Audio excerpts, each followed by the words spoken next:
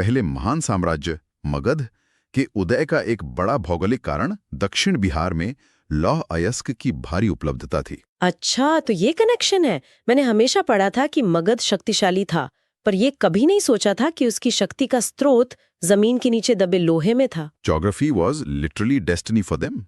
लोहे ने दो बड़े काम किए। पहला, उससे मजबूत कुल्हाड़ियां बनी जिनसे गंगा घाटी के घने जंगलों को साफ करके खेती के लिए जमीन तैयार की गई। इससे एग्रीकल्चरल सरप्लस और भी ज्यादा बढ़ गया होगा। हाँ, और दूसरा, लोहे से बेहतर और घातक हथियार बने। जब मगध की सेना लोहे के हथियारों से लैस थी, तब उसके प्रतिद्वंदी अभी भी तांबे या पत्थर के हथियारों का इस्तेमाल कर रहे थे।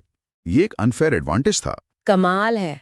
अब एक सवाल जो हमेशा दिमाग में आता है, भारत को सोने की चिड़िया कहा जाता था। क्या हमारे पास बहुत सोना था? ये एक बहुत बड़ा मिसकंसेप्शन है। स्रोत बताते हैं कि भारत में सोना बहुत ज्यादा नहीं था।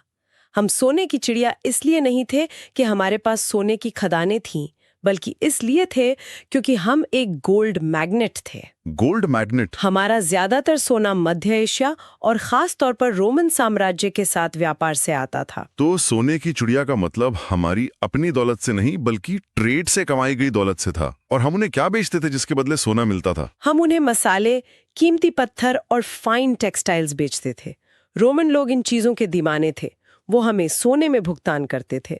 इसीलिए जब तीसरी सदी के बाद रोमन साम्राज्य के साथ ये व्यापार कमजोर पड़ा, तो भारत में सोने के सिक्के अचानक दुर्लभ हो गए।